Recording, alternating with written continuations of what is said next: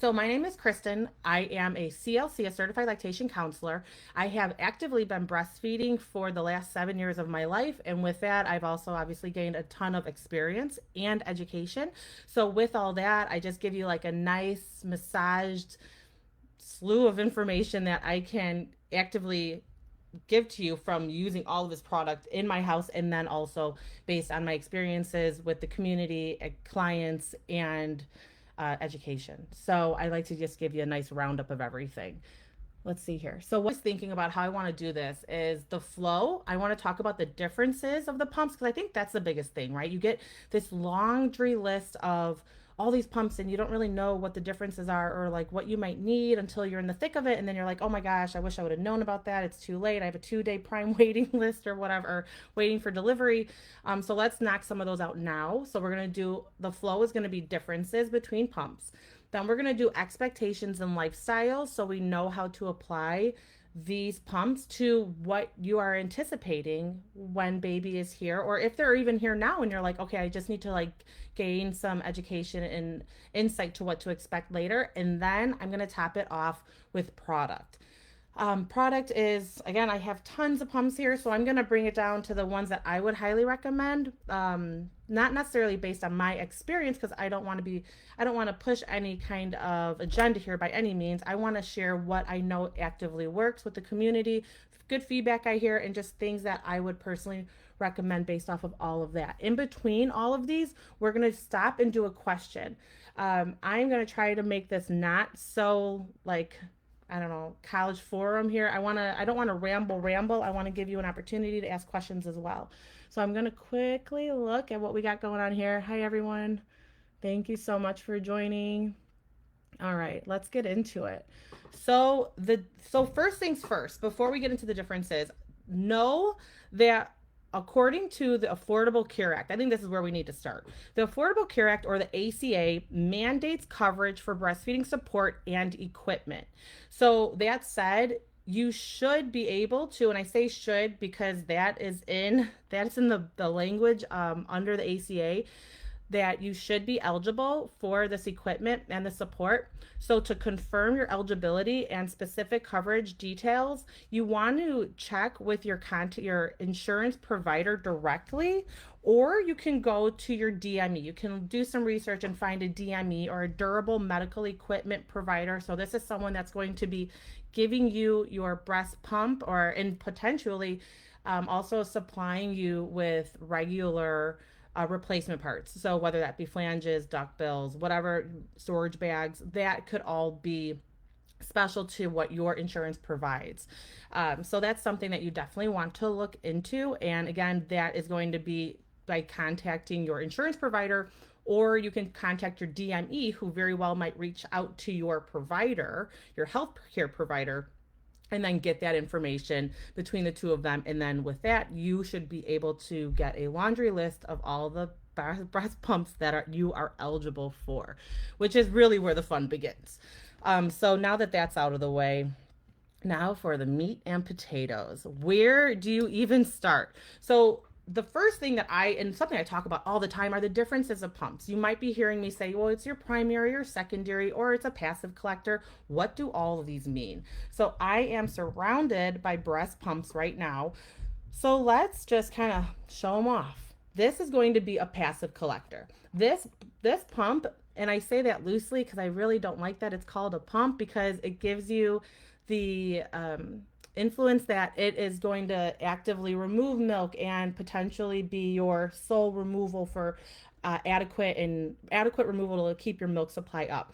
And that may not be the way that these are going to be applied for many. If you are feeding baby at the breast, this could be very well a way to keep milk moving. But if you are a pumping mom, you're someone that is using a breast pump all the time, this is not it. And I have definitely seen advertising where they have said, put these in your bra and remove your milk and carry on through your day. Well, if that is to replace a pumping session as a breast pumping mom, then this is not it. So this, though, in my opinion, is an absolute must. I particularly love this version. It is the Boon. It's a solid piece. It's definitely my go-to because it sits in the bra. You can't knock it off.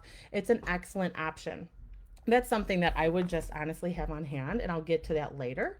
But that's something that I would have on hand just because it's inexpensive, it's a easy solution, and it's just very easy to obtain for like an overnight delivery. This is a hand pump. The hand pump is something that is very underrated. The hand pump can very well be hacked with different style flanges, so you always have that option depending on what you use. I personally would recommend the Medela Harmony hand pump because, and I'm going to get into product later, but since it's in the screen, it makes sense to talk about it just briefly. This one allows you to have more control over the milk removal, and a hand pump can very well be a primary pump for some, depending again how you apply it. But again, it's a very inexpensive, easy pump to have on hand, and in a lot of cases it's great for like emergencies, power outages. Obviously it doesn't require any electricity, so I would recommend this to have on hand, simply because it's a very easy pump just to like stash in the back of your tool of tricks.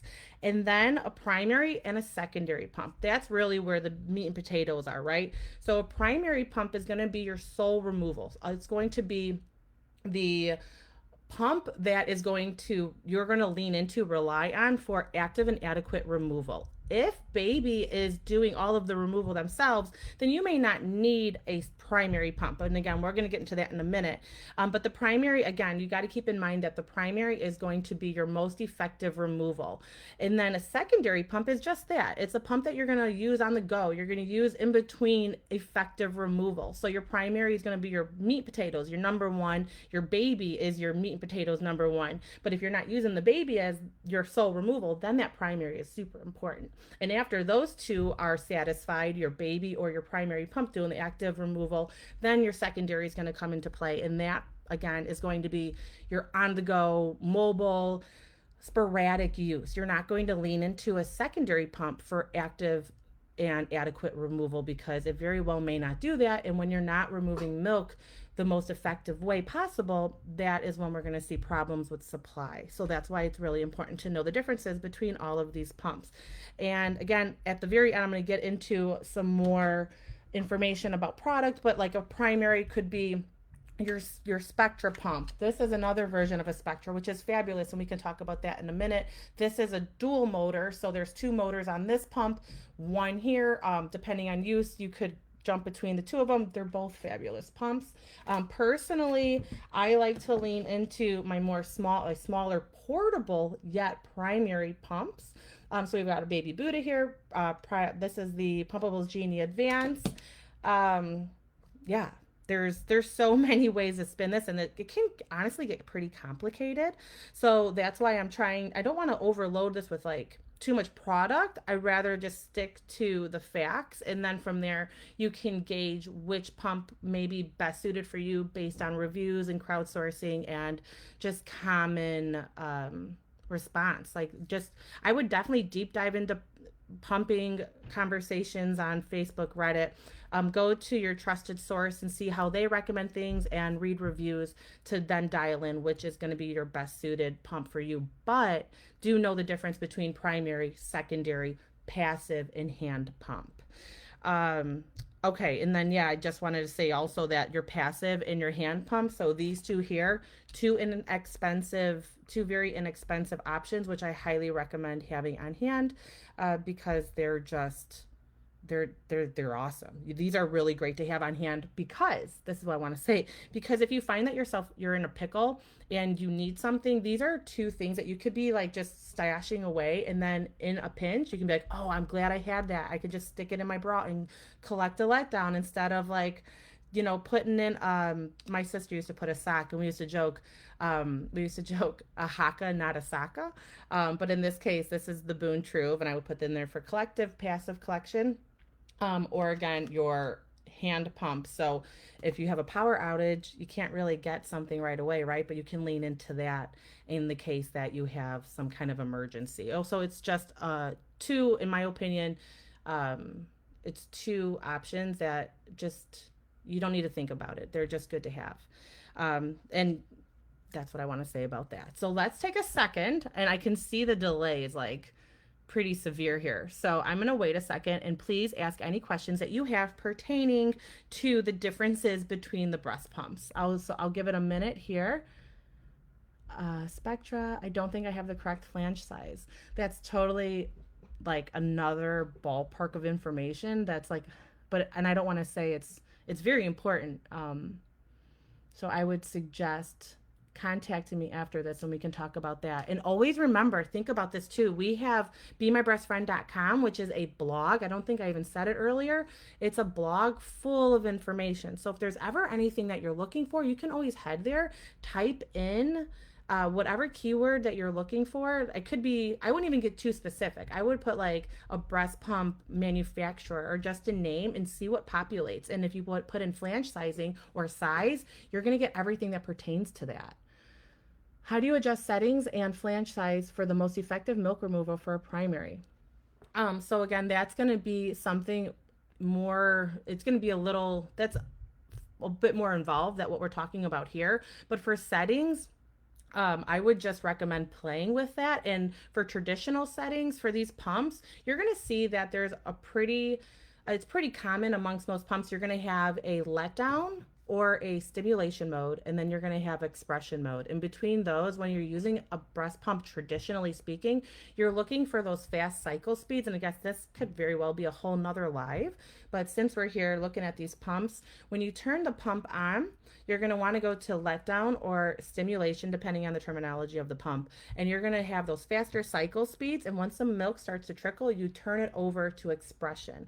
And that's how you traditionally use a breast pump. So from there, it's really just rinse and repeat. So pull the milk, and once the milk stops, you can go back to letdown or stimulation. And then once the milk starts coming in, you trigger subsequent letdowns, you head back to expression. Of course, it's more in depth than just that, but that's traditionally how you would do that. And as far as flange size, that is a huge topic right now. So that would honestly take up a whole nother live. So for flange sizing, I would just start with the size that closest measures, so matches to your nipple size.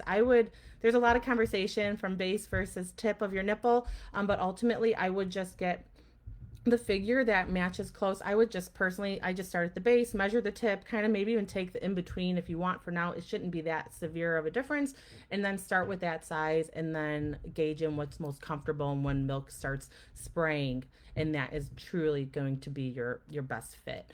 But then again, of course, this is like a whole nother topic for later. What is the blog's name? So I'm Kristen from BeMyBreastFriend, and I'm BeMyBreastFriend.com. So I have an entire blog, and it's quite populated. And I'm going to share later, and I wonder if I could do this. Let's see if I can comment. Let me do this quickly, because if I could, let's put this in here. Okay.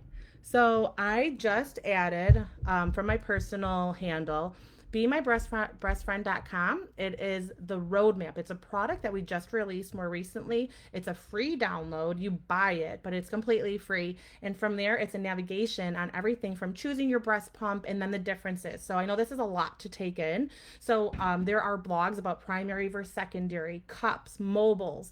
Everything is in there. And that will just lead you a roadmap throughout the blog. And then let's see what else we have.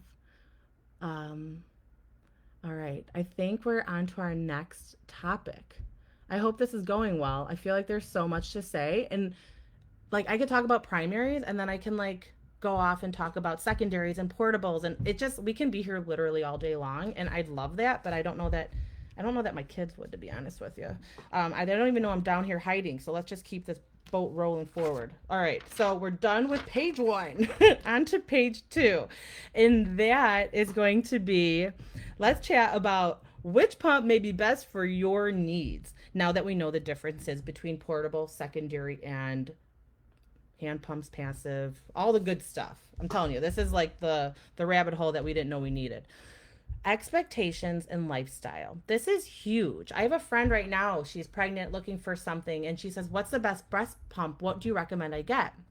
And it sounds like such an easy question to answer until you start asking more questions, which is, how do you expect this to go? And when we can dial in, like, what are your expectations? What's your lifestyle look like? What are you going back to work? Like, all of these items, all of these details are going to play, or very well could play, a part in how you choose which breast pump that is going to be best suited for your needs. And I'm just going to put it out there and we're going to forget about it. Passive and hand pump. This is not a conversation that we're going to have right now. These, again, are just two items that I would highly recommend, regardless of how you think things are going to go, because they're inexpensive. They're really great tools to have in your tool chest and something you can just like set and forget. So let's just do that. We're going to set and forget the hand pump and passive, and let's move on to your electric motors. So how do you feel? How do you vision your breastfeeding journey to go? How is this going to unfold? Examples of when to apply a secondary versus a primary. So are you expecting to exclusively breastfeed at the breast itself? Like, you're not really incorporating a breast pump, which is honestly very common. My first two, I didn't even tell you this. I'm a mom of five. I've got multiples, and then I've got a couple singletons. So collectively we've got five going here. And in the beginning, I remember being at my baby shower and my mom's friend came up to me and she goes, "Do you plan on breastfeeding?" And I just thought it was like the weirdest question. Not because I was insulted, but because I thought, well, why wouldn't I? Like, it just seemed like something I would do, right? Like, I don't know, I guess. And that's what I told her. I go, "Yeah, of course I will." And I have delivering two at the time. And she's like, "Wow, good for you." And I thought that was like, I wasn't insulted by any means, but I was like so like confused. Like, why is that? Why is this weird? I just figured I would do it. Well, I didn't expect my journey to go the way it did at all. So I ended up exclusively pumping for my now 7-year old for a total of 18 months. And every time a breastfeeding journey of mine ended, it was because I had found out I was pregnant. So with every journey was a new expectation and a new lifestyle. And had I known like all of this information going into my first delivery, it would have helped gauge and prepare myself better for what was to come. And with that all said, I expected to feed my babies at the breast. Like, I just figured baby A, baby B, and like we'd be done. So if that were the case, I could lean into potentially a secondary pump because I would expect my babies to do all the removing. Well, in my case, that was absolutely not the case at all. I had one baby in the NICU and I had another baby that I could not get to latch to save either of our lives, truly. So I leaned into pumping. And because of that, I needed a primary pump. So I needed an effective primary pump to replace my babies doing the effective removal. With that said, you would need a primary pump. So I don't want to play favorites here. But you want something that is known to be effective. You don't want, and I love this pump. I love the UFS One Pro. That's not what we're here for. But this is a fabulous pump. But is this the pump that I'm going to use for my effective removal 8 times a day potentially? Absolutely not. I want to be flanged up. I want a nice seated, well fitted flange on each breast, tied off to a pump for adequate removal. And that's going to be my primary. Another option or another example, are you headed back to work? And this is common. So you get mom that's like, "Well, I plan on feeding baby at breast. I really don't plan on pumping. So I'm going to get something of this nature." I have so many here. And of course, like they're looking at something, mobile pump, right, in your bra. But then you start having the conversation. You're like, well, you're really going to be away from baby for extended periods of time. You may want a pump that is considered a primary, even though you're not primarily removing milk from your breast by the pump, but you are when you're away from baby 5 days a week, call it. So at that point, I mean, some people, could become insulted depending on which way you have this conversation. And I certainly don't mean to do this, but you are an exclusive breastfeeding mom at the breast at home, but you're a combination pumper. When you're away, you're moving milk and you want that effective removal because baby's not there to do it. So with that being said, you still want a primary pump. So even if you're like, well, I'm going to exclusively breastfeed, but you're going to be away for longer extended periods of time, I would still recommend a primary pump because you need that adequate removal to help to encourage and move milk. You can certainly put baby to the breast while you're at home naturally, but when you're away, you still need to lean into something that is going to really draw the milk and encourage production while you're away. Another one. Do you anticipate feeding responsibilities early on? Do you plan on pumping bottles? Do you plan on collecting milk and sharing feeding responsibilities? by bottle feeding. With this being said, you could really go either way. You could potentially lean into something that's going to be more mobile, or you can lean into a primary. You'll never go wrong with a primary, just sometimes they're not the most convenient. But that's when something like this comes into play, something that's small, something that you can easily pair up with a well-seated flange, or in some cases, you might even be looking at a cup. You can do this with anything. And again, I think we just need to like get ourselves set up on like 3 more lives, because I can start talking about cups and how to use these as well. But once you take a primary pump that has been adequately removing milk and you're like, oh, I got the pump, it's going really well, I'm just going to start using cups. Well, now you have reduced that primary to a secondary. So that's something to be aware of as well. And I do speak to that oftentimes a lot on the blog. I even have a podcast that also reflects an episode just like that. So now if you anticipate exclusive pumping, solely removing milk, you are the main driver. Your supply and demand is operated by you. You absolutely need a primary pump. Common concerns that I see, we're going to get to questions in just a minute, so we're almost there. Common concerns I see: can your secondary be your primary? So can your mobile pump, regardless, these are the 2 I have closest to me. If I have a mobile pump, can this be your primary? It certainly can, if baby is doing all of the actual moving. So if you're just leaning into a pump session once every blue moon, this could absolutely do it, as long as it's well seated and you know that it's reliable and adequately removing milk. This is a real common question. Your job doesn't allow you to sit down for long extended periods of time to remove milk, and a mobile is the only option you have. Don't get turned away. I mean, it's not ideal, but I always say any removal is better than no removal. So if leaning into a mobile pump is all you've got, then we're going to make it work. So by doing that, I would recommend potentially adding more sessions. And I know that's not the easiest thing to do, but more removal is going to help ensure that you're removing milk more frequently. And that you're getting all the milk out that we need to. We don't want to leave too much milk behind. And when we do that over and over again, that's when we start seeing delays in our milk production or dips. So to avoid that, we could potentially be adding in more sessions. We very well may need to lengthen our session. Of course, none of these are ideal, right? Like, you want to get in and you want to get out. But by lengthening our session, we're going to be able to ensure that we are taking all the time we need to help encourage subsequent letdowns. And sometimes we just need more time on the pump to do so, especially with mobiles. And then the best tip that I can give about a mobile, and this is like, yeah, Kristen, of course, but verify that your flange is the best seat on your breast, the best fit on your breast, and that you're responding well. You may not respond well to this pump, and you may respond well to this, or vice versa, or whatever. Like, you don't, just because you respond to one mobile doesn't mean you're going to respond to all. So so now how do we know that, Kristen? I can't buy every pump on the market.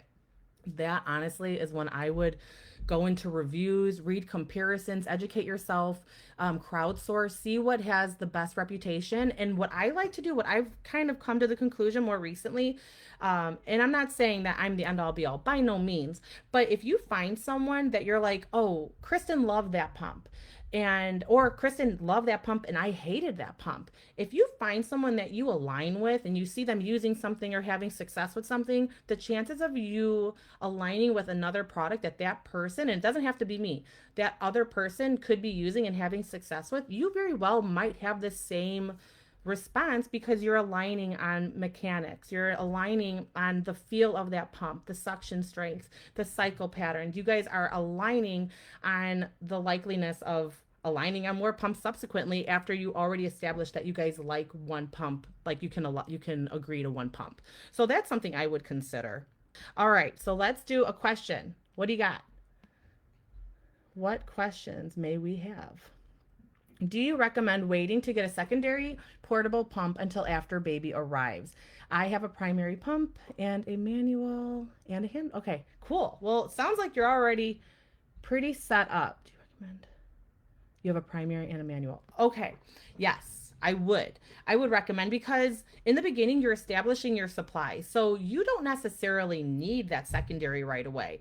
And it isn't uncommon for moms to like get all set up with everything. And I don't blame you. I would too because I like to have everything established before I'm like ready to rock and roll because I like all my tools like in front of me ready to be used. However, if you get a pump and you're like, "Oh man, I really am not feeling this and I need to try something else," then you could do the research and you can find which pump is a good comparison to the pump that you may or may not like. And I do want to get into that in our part 3, which I guess is next. There we go. Part 3 on products. So, and I'll talk about that in a minute then. So, there might be a product that you just found makes your skin crawl. And then you're like, okay, well, I'm glad I didn't like pursue other pumps because now I want to find out what is the opposite of what's upsetting me. So, that said, I would wait.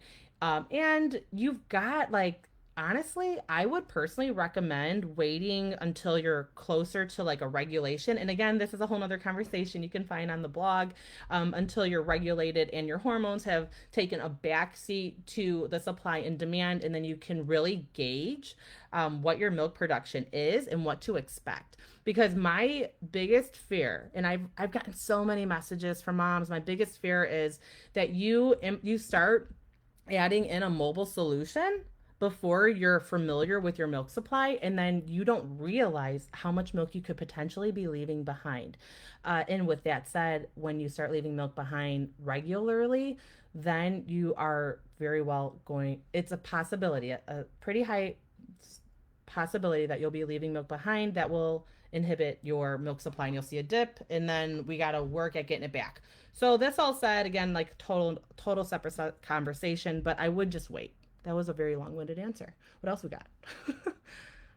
Looking into the Eufy for when I go back to work at the hospital. I think it's a great solution. It's not. I have several favorites. The Eufy is a good option though. It's quiet, and I think that's a really big deal, especially if you're going to be in a room with a patient. I mean, if there's any hustle and bustle, you're probably not going to hear it. I went to Vegas recently, and I brought my Eufy. Well, I went in March, and I brought another pump that's notoriously louder, but I was in the casino. No one knew I was pumping, and there was no chance you'd hear it. So it's also a matter of application, like where are you using these pumps? And with that said, you're going to want to be familiar with, again, like I kind of crowdsource, like what's out of these pumps, which is the loudest? Like this is what I do for a living. I want to keep something quiet. Or if you're working in a concert venue, no one's going to care, right? It really won't matter. What else we got? What was the other pump you held up to compare to the Spectra? Well, I had the Spectra, and then I had the Baby Buddha and the Pumpable Genie Advance. Are those the two that you were asking about, Rachel? I'm guessing so. I think because they're really the only ones I have here. Let's see here. So these pumps, let's just talk about this really fast. This is a very exciting conversation, and I kind of mentioned it, but let's do it again. Okay, so just because a pump is small does not mean that it is not a primary pump. I don't like to talk about, because this is what I hear. Well, it's got a smaller motor, it's not as effective. I don't believe that whatsoever. I think that is not a conversation that I am going to align with. Just because it's small doesn't mean that it's ineffective. Ultimately, it's how you respond to something. So here, this whole time, I have been saying a mobile is not going to be your primary. And very once in a blue moon, I'll get a message. I will say, Kristen, that is my primary. It empties me better than the Spectra, better than the Baby Buddha, the Pumpables Genie Advance. Then I always respond to that. Well, I'm happy that you found what works for you. And that's awesome. That means you're a unicorn and you're doing a great job. But ultimately, overall crowdsourcing experience that I've personally had, experience that I've had with others, mobiles just don't, these guys here do not prioritize the breast the same as a well-seated flange. So that's why this is not going to be a first recommendation. But again, if you wait until you're regulated, you know what to expect out of your supply, and this just does a really great job. You're like, well, Kristen was wrong about me, and I could be. But I hate to set you off on the wrong foot by recommending something like this as a primary. So this said, What about a smaller motor pump? Can this be your primary? It certainly can. Anything can really be a primary as long as you're responding well. But crowdsource wise, personally speaking, my experience with the community and just everything that I've gathered over the last 7 years, I can say confidently that either of these pumps can certainly be your primary. They're small, yes, but when applied appropriately. So by appropriate, I mean a well-seated flange. The flange fits you. You're using tubing. It's going to your breast on the flange, collecting in a bottle. These can absolutely be your primary. Now, you might say, okay, well, I found that this pump worked really well for me. So I'm going to bring in a collection cup.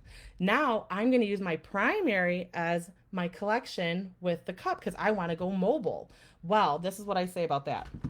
Once you bring in a cup, you are bringing the pump that worked so well as a primary now down to a secondary. It's not because the pump is ineffective, it's because of the cup you're using isn't prioritizing your breast tissue the same way as a flange. I'm telling you, the list goes on. I've got more than this. So these are all solid solutions if they fit well for you, but they're not likely going to be your primary, even when paired with a primary pump. Primary, in my definition for me, is going to be a well-seated flange. All right. How do you know when you're regulated? How long should that take? Well, this again, I mean, we need to do some spin-offs. Your regulated time frame is approximately like 6 to 8 weeks or so. I've heard 12. It's really, I would just pay attention to your supply. So oftentimes you'll have someone that will say, I was making all of this milk and all of a sudden I dropped significantly in some cases, or some just a few ounces, but then that became the norm. And if you're around 6 to 8 weeks, that's likely you regulating. And that again is just your hormones switching gears. So in the beginning, milk is hormonally driven. It's still supply and demand. We have to demand that supply, but the hormones are really ramping up, right? That's what's really driving your supply. When we regulate, that is when the hormones jump in the passenger seat, you jump in the driver, and you are driving your supply by supply and demand. And that's why your choice of pump in the beginning is so important if that's the method of removal you're leaning into. All right, what else we got? What's my go-to primary? I okay. I used the Baby Buddha for 18 months, my first time pumping. And then I used the Pumpables Genie. No. Then I used the Baby Buddha again for another 16 months on my second journey. My third journey was 16 months with the Pumpables Genie Advanced. And currently I am at about 14 months with the Baby Buddha again. I love them both. I personally prefer the Baby Buddha right now.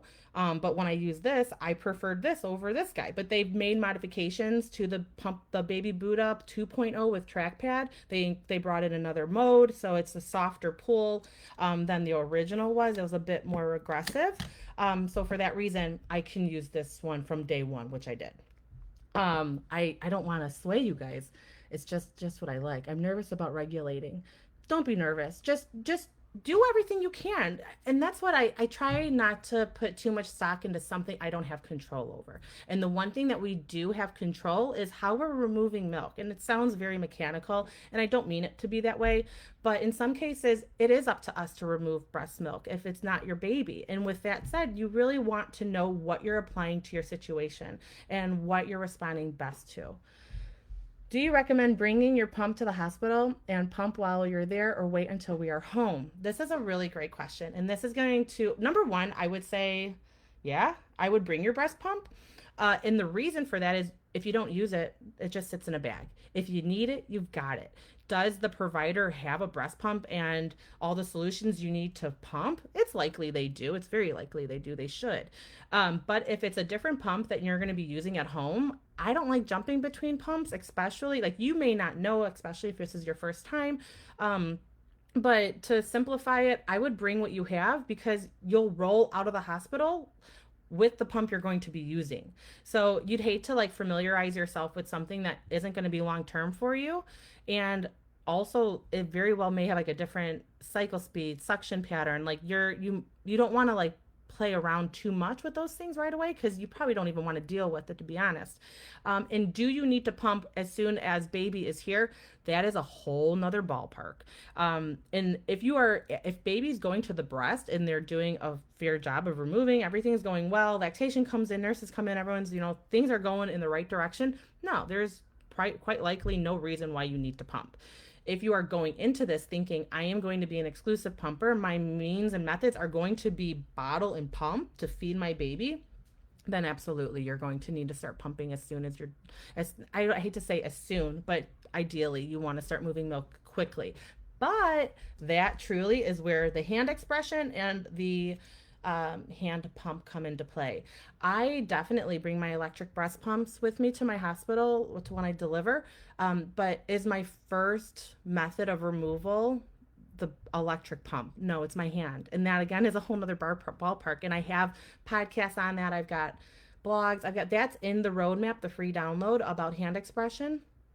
So hand expression in the very beginning is going to be your most, your best method of removing colostrum. And then as your milk matures, then electric is going to play a better and more effective role in that. And in between, the hand pump is a really good solution as well. So, yeah, I would just bring it because you've got nothing to lose. That's my opinion. All right. Such great information. Thank you. I appreciate it. Oh my God. It's been 40 minutes. Let's keep on rolling. Okay. Now for products, which I feel like we've really done a lot already on. But I just want to throw out a reminder because I still see some people jumping in and out. If at the end of this you're like, what in the world did I just take in and where can I see it again? You can always head to BeMyBreastFriend.com. It is my blog. You can keyword search anything you're looking for and whatever populates under like the manufacturer name. You look up Baby Buddha, Spectra, Pumpables, Motif, anything that populates with that search is going to populate there, and it could be everything from reviews to comparisons and what I like to call chit chats. So a chit chat is when I basically go on rants in my kitchen and I record them, I caption them, and I put them up for everyone to watch. And that could be everything from accessories, about lactation massagers to collection cups, just like thoughts and more information on breast pumps that I can't put into writing. And quite honestly, sometimes I'd rather watch a review than read review. So that's where that comes into play. Now, I guess really before we like start talking maybe a little bit more about the pumps and the products themselves, this is the direction that I gave my friend a few days ago. I said, first, let's talk about like how you're applying it, which we've already talked about. What's your lifestyle? How do you plan on feeding baby? How soon are you going back to work? Are you traveling? What's going to be your like your primary source of removal. And then from there, the next thing I would say is what is going to be your best bang for your buck. I love saving a dollar. And to do that, what I would recommend is look at that laundry list that you are going to get of all the pumps that you are eligible for. Look at what's free, look at what's an upgrade. And then from there, I would also consider those secondaries, but I would look at them from a point of view of like how much do they cost. So for example, this is a great example. If you're like, okay, I think the Spectra is something that I need, and I want to say the MSRP, I think the retail is like, let's just call it 230. I think that's about where it's at. But call it a $20 upgrade in your insurance. Okay, this is just an example. So I would recommend getting a Spectra. And then down the road, as you're like, okay, now I want to become more mobile, and you can see it's a sizable pump. So this might not be ideal for out on the go. Yes, it holds a charge, but you're not hanging this thing from your hip, right? So you might from there look into, let me set this down. You might look into, which also could be on your potential provided insurance pumps are possibly the Baby Buddha and the Pumpables Genie Advance. But retail wise, these are significantly less money than some of your provided pumps through insurance. So it's kind of a whole thing here. You want to look at which pumps. I would narrow it down to like 2 pumps. Like which pumps am I most interested in, potentially, depending on how you're going to apply it. And then from there, I would look at price and see where you're getting your best bang for your buck. If for any reason, and here's like a product, right? A product chat. If for any reason you're like, okay, I have different like sensations, different, you want to use the pump separately, like because all these pumps have single motors, right? This pump does not, it has dual. So if you're like, okay, I'm more sensitive on my left side than my right, I might need a dual motor. Or maybe like you can't predict this, of course, and hopefully it doesn't happen, but let's just say like down the road you're like, oh gosh, I've got really bad damage or for whatever's going on one breast, and I need to drop the suction on one breast and increase on the other, vice whatever the case is. Something like this would be the case for you. This would be ideal. This pump is awesome, but this pump needs to be plugged into the wall. It is a dual motor. It's called the Synergy Gold. It's by Spectra, and it is an expensive pump. I got this with my insurance. I think on my third baby, and I really do like it. I got it really to review and use for the community, but it's a fabulous pump. But I'm certainly not using this regularly because it's so large and I want to be mobile. But it's a great option in the case you need a dual motor. But going from price point now back to that conversation, that's an expensive pump. So I would get that with insurance, and then I would consider buying another that's less expensive out of pocket. That's what I'd say about that. Let's see what else we got. Just like kind of ramble off a few names for like a primary pump, I would recommend the Spectras. I would recommend a Baby Buddha, a Pumpables Genie Advance. The Motif Luna is a great pump. For secondaries, I would consider like the Eufy, the Mom Cozy M5. I would consider a smaller primary paired with cups even, for a secondary option. Let's see. I feel like I can keep on going. Let's see if we got any questions here. I feel like I can. Let's see. Do. Any questions? Um, Tips for elastic nipples and exclusive pumping. So that's all, again, a whole nother one. But I will say, I personally have elastic tissue, and I've always found success with silicone. And that, again, like now we're talking hacks. So if you've got a connector, you could take the flange out, and we can apply other flanges, which I'm currently having a hard time finding naturally. Why not? So like there's plastic flanges, there's silicone flanges, there's all different sizes. So you might like oftentimes someone will love silicone, but they won't have their size. So you have to go back to plastic, but then dialing in your flange size with elasticity is huge. And something like that you really can't have on your radar until you are actively pumping. So I guess another thing I could say real quickly is measure, because all of these pumps, generally speaking, are going to come with a 24 or a 28 or 27 millimeter flange. Are you that size? It's very likely you are not. You are probably significantly lower. And when you start using those flanges, you're putting yourself up to a couple of issues, like really big ones. You can have damage. You can inhibit your milk supply because you're not going to be actively removing milk because you're not responding to the flange because it's not seated properly. It's not your size. So I would recommend, whether you go through BeMyBreastFriend, I do offer nipple rulers, or sometimes off these pump companies will send rulers, cardboard rulers with the pump. I'm not going to pretend they don't. They absolutely may in the delivery once it's at your door. They'll also have inserts, which is another great place to start. I can go digging, but I'll waste time. So inserts will go in the flange, and that can help dial in your flange size too. So prior to delivery, I would say about 2 weeks leading up, I would measure to gauge what you're up against, and I don't mean it in that way, but what you're going to be dealing with. And then from there, once you start pumping and you find what's most comfortable, I personally would recommend a flange of the right size. I'm not big on inserts for long time use.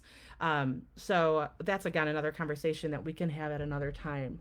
Um, I I don't know. I feel like I can keep talking, but we're definitely going to run out of time. So, what do you think, Newton? Are we good? Are you guys happy? Is there a question, something that I've not rambled about yet? Do keep in mind you can always go to BeMyBreastFriend, keyword search. I really live on Instagram.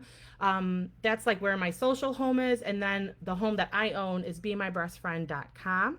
And I also have a YouTube channel. I try to stay active everywhere, but I'm only one person. I can only do so much. So please let me know if I missed anything. Definitely go to BeMyBreastFriend.com. please download the roadmap. It is a free download. It is a great way to start with Be My Breast Friend and to navigate everything from the beginning and truly to the end. And in full transparency, I am working on a weaning page, so your destination will have a final stop eventually. Thank you so much for sharing, Newton. And yeah, I think we're good. This was the fastest hour of my life. I hope that everyone learned something special today. And don't forget to go to Be My Breast Friend to check out more. All right, thanks everyone.